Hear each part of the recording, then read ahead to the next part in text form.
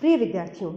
आज हम बात करेंगे क्वांटिटेटिव रिवॉल्यूशन की, भूगोल में मात्रात्मक क्रांति। जैसा कि नाम से स्पष्ट है, भूगोल में जब मात्राओं, संख्याओं और सांख्यिकी विधियों का प्रवेश हुआ तो वहाँ से हम मात्रात्मक क्रांति की शुरुआत मानते हैं। मात्रात्मक क्रांति का मतलब है कि भूगोल के क्षेत्र में विवरणों से अलग हटकर हमने संख्याओं पर ध्यान देना शुरू किया। भूगोल के अध्ययन की प्रविधि से संबंधित है मात्रात्मक क्रांति, अर्थात भूगोल के अध्ययन को किस प्रकार से किया जाना चाहिए।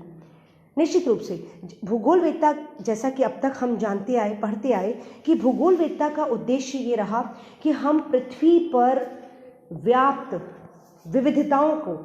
मानव पर्यावरण संबंधों के संदर्भ में इन जो व्याप्त विविधताएं हैं, वो विविधताएं चाहे भौगोलिक तत्वों की हो, चाहे सांस्कृतिक तत्वों की हो, उनके पृथ्वी पर वितरण का अध्ययन करते हैं और उस वितरण की व्याख्या करते हैं। अर्थात वह जो विविधता है वह क्यों हुई, कहाँ हुई, कैसे डेवलप हुई, इसको स्पष्ट करने का, जानने समझने का प्रयास करते हैं भूगोल के विद्यार्थी होने के नाते। इस बात पर या इसी उद्देश्य को लेकर, इस परिभाषा को जहन में रखते हुए कि geography is the science of distribution and geography is the science of man nature relationship, या ये कह सकते हैं geography studies man nature relationship in context of its distribution on earth surface. इस सारी बात को जहन में रखते हुए जब भूगोल के विद्यार्थी के रूप में या भूगोलवेत्ता स्कॉलर के रूप में जब बहुत सारे विद्वानों ने अध्ययन किया, अपनी अपनी बात विश्व के समक्ष रखी, वहाँ हम ये पाते हैं, हमने अब तक जो पढ़ा उसमें हम ये पाते हैं कि सदैव स्थितियाँ ये रहीं कि भूगोल एक विवरणात्मक विज्ञान के रूप में स्थापित हुआ। जब यात्रियों ने यात्राएं की, स्कॉलर्स ने यात्राएं की, तो अपने यात्रा वृत्तांत विश्व के समक्ष प्रस्तुत किए। जो जिस क्षेत्र में गया उस क्षेत्र की भौगोलिक दशाओं, वहाँ की जलवायु, वहाँ की स्थलाकृति से लेकर भौतिक दशाओं और इसके साथ साथ से लेकर वहाँ की जो सांस्कृतिक दशाएं हैं, वहाँ पर किस प्रकार के मानव समुदाय निवास करते हैं, उनके जीवन यापन का साधन क्या है, उनकी इकोनॉमिक एक्टिविटीज़ क्या है, उनका राज्य प्रशासन और जो सामाजिक अवधारणाएँ हैं या जो सामाजिक सेटअप है वो कैसा है, इन सब की चर्चा भूगोलवेत्ताओं ने की और ये तक बताया कि कहाँ पर क्या चीज़ ज़्यादा होती है, कहाँ पर क्या चीज़ कम होती है, पर कहीं भी ये नहीं बताया कि ये जो ज़्यादा, कहीं पर कोई चीज़ कितनी ज़्यादा होती है या कितनी कम होती है। कहने का मतलब ये है कि कहीं भी यह नहीं सामने आया कि हम स्पष्टतः मानक बता सकें, संख्या बता सकें। जब अन्य सोशल साइंसेज में, अन्य भूगोल जो सामाजिक विज्ञान है, उनके क्षेत्र में गणित का सहारा लिया जाने लगा, सांख्यिकी का सहारा लिया जाने लगा, और गणित ने और सांख्यिकी ने इतनी तरक्की कर ली, विद्वानों ने, गणितज्ञों ने, कि बहुत सारी चीज़ों का स्पष्टीकरण वे बिल्कुल सटीक तरीके से देने में सक्षम हो गए। इस प्रकार के फॉर्मूला, इस प्रकार के सूत्र जब उन्होंने डेवलप कर लिए, तब भूगोलवेत्ताओं का ध्यान भी इस ओर आकृष्ट हुआ और उन्होंने पाया कि अगर हम भौगोलिक तत्वों को भी इन मैथमेटिकल फॉर्मूला पे अगर अप्लाई करते हैं, या इन भौगोलिक तत्वों के का जो आंकड़े हमारे पास हैं उनको आंकड़ों के रूप में हम प्राप्त करके और मैथमेटिकल फॉर्मूले उन पर अप्लाई करते हैं, तो हम बेहतर रिजल्ट्स प्राप्त कर सकते हैं। बेहतर रिजल्ट्स का मतलब है कि जो रिजल्ट इस मैथमेटिकल कैलकुलेशन से प्राप्त होंगे, वो रिजल्ट्स हमें बेहतर तरीके से ये समझने में मदद करेंगे कि विश्व के किस क्षेत्र में या पृथ्वी के धरातल पर किस क्षेत्र में कौन सा तत्व किस रूप में विद्यमान है, उसमें कितनी समरूपता, कितनी विविधता मिलती है, और मानव पर्यावरण संबंधों के संदर्भ में हम ये कहने में सक्षम हो पाएंगे कि कहाँ पर कितना वर्षा का औसत या कितनी जलवायविक दशाएं या कितनी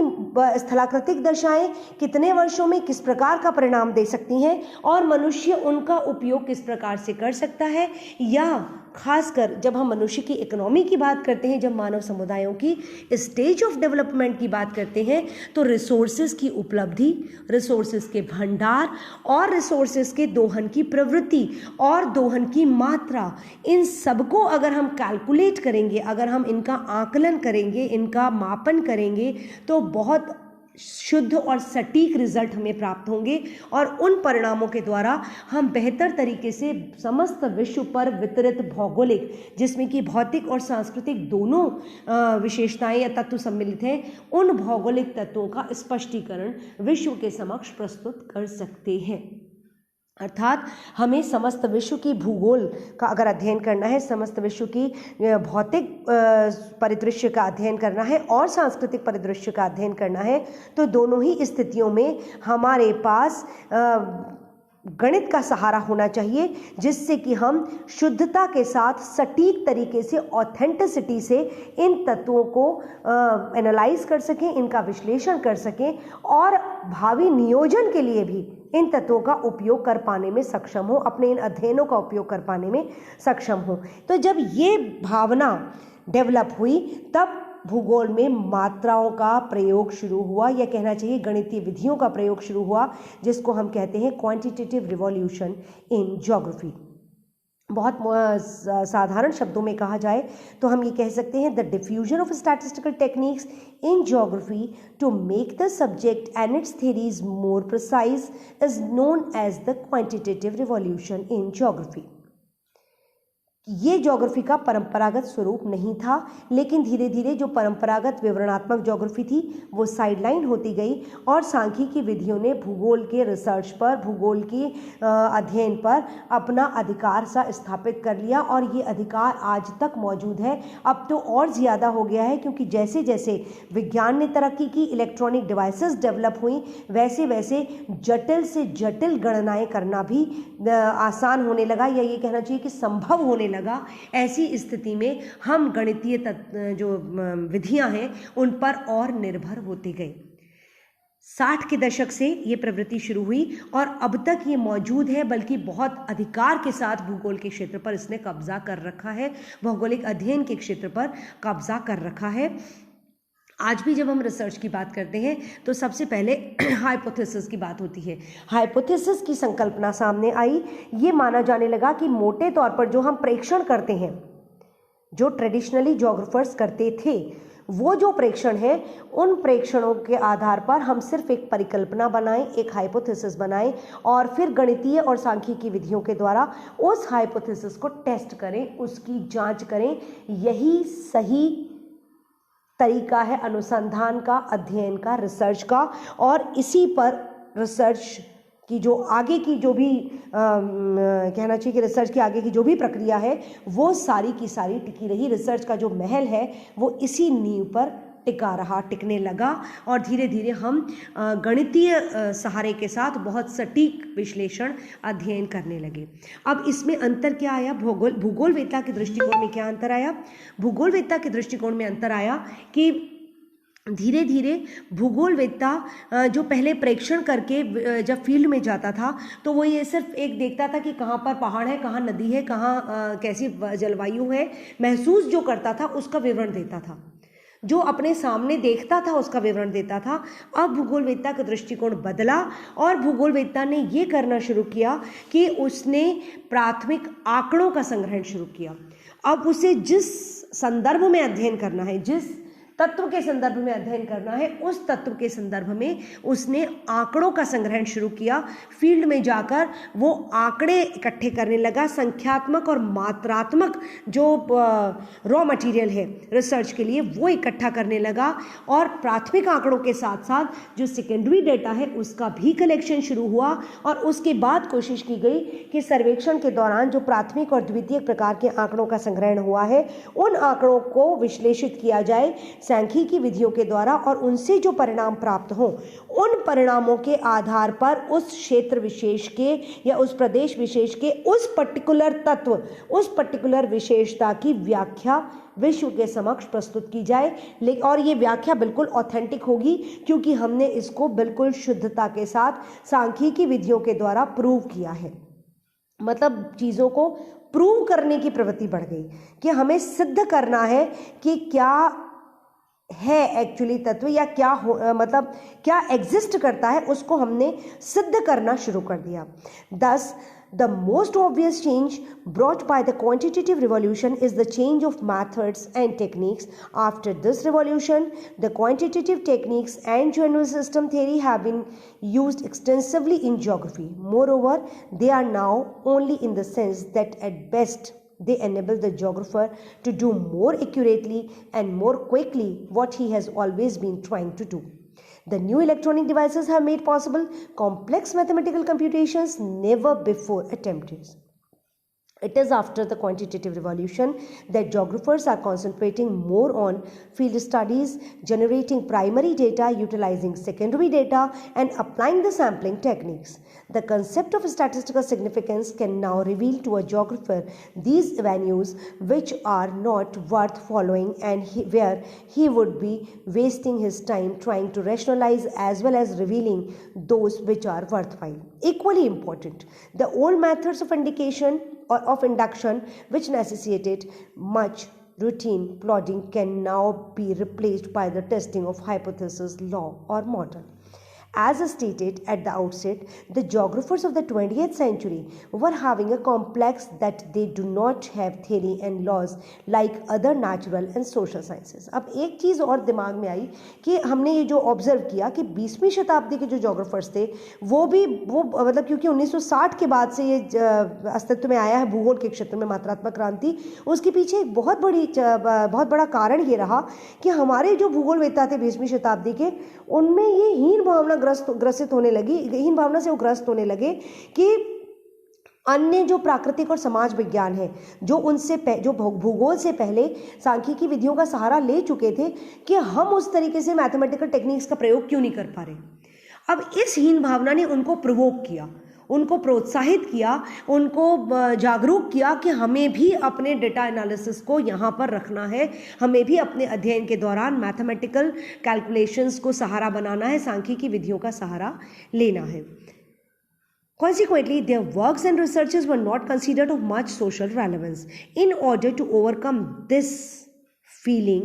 they started to interpret the organization of space and to establish and postulate their own theories and structured ideas. Many of the theories, like that of the location theory, was borrowed from economics. In fact, the crop intensity model of John Hendrik von Thunen and Alfred Weber's study of industrial location are economic theories. Later on, Hoover, Losch, and Izzard's models were also borrowed by geographers from economics. Christoller was, however, the first geographer to make a major contribution to location theory and who applied quantitative techniques enormously in his study. अब हुआ क्या कि हमने चाहा, हमारे geographers ने चाहा कि वो धीरे धीरे अपनी टेक्निक्स डेवलप करें, या ये कहना चाहिए कि अपने अध्ययनों में भी मैथमेटिकल टेक्निक्स का प्रयोग शुरू करें, लेकिन प्रैक्टिकली तुरंत से वो नहीं कर सकते थे ऐसा। इसलिए उन्होंने अन्य सामाजिक विज्ञानों का भी अध्ययन किया और अन्य सामाजिक विज्ञानों में यूज़ की जाने वाली वे थियरीज या वो मेथड्स जो हमारे डेटा को भी सूट करते थे, हमारे अध्ययन में भी अप्लाई किए जा सकते थे, लागू किए जा सकते थे, उनको अपनाना शुरू किया। सबसे पहले उन्होंने इकोनॉमिक्स से चीज़ें उठाई, क्योंकि इकोनॉमिक्स और इकोनॉमिक जोग्राफर जब इकोनॉमिक एनालिसिस करता है, भूगोलवेत्ता जब किसी भी मानव समुदाय की आर्थिक गतिविधियों का अध्ययन करता है तो बेसिकली वो इकोनॉमिक्स पढ़ रहा होता है। तो सबसे पहले ये कोशिश की गई, ये प्रैक्टिस डेवलप हुई भूगोल के क्षेत्र में कि इकोनॉमिक्स की थियरीज़ को हमने अपनाना शुरू किया, चाहे वो हम वॉन थुनेन की थियरी कहें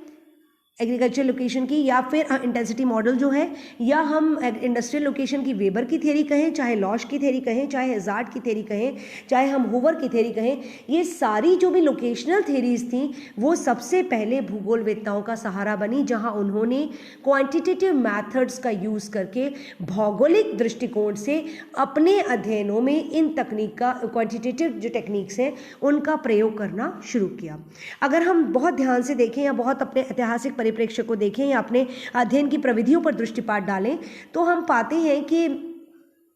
क्रिस्टॉलर संभवतः प्रथम जोग्राफर थे जिन्होंने लोकेशनल थ्योरी में अपना कुछ डेवलप करने का प्रयास किया। मतलब वो सीधा का सीधा कहीं से उधार लिया हुआ नहीं था, उन्होंने स्वयं डेवलप करना शुरू किया और अपनी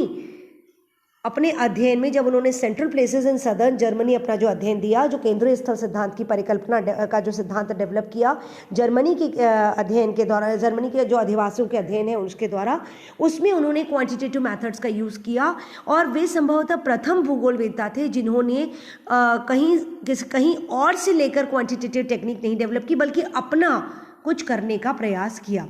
क्रिस्टोलर्स work was translated into English and other languages in 1941.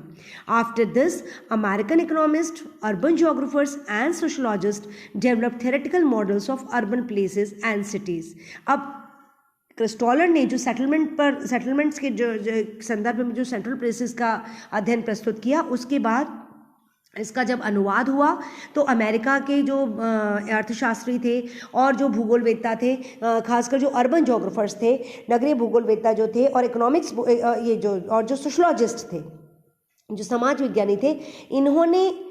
Urban places और सिटी, जो नगरों का अध्ययन करना शुरू किया। वहाँ पर इन्होंने क्रिस्टोलर की थ्योरी को अप्लाई करना शुरू किया और यहाँ से भूगोल के क्षेत्र में एक स्थापित स्थितियाँ बनने लगी। भूगोल के क्षेत्र में क्वांटिटेटिव जो विधियाँ हैं वो स्थापित होने लगी और हम ये मान सकते हैं कि भूगोल में मात्रात्मक क्रांति की शुरुआत इस समय में हुई। इसके आगे की बात हम अगले लेक्चर में करते हैं। आज के लिए इतना ही। Thank you.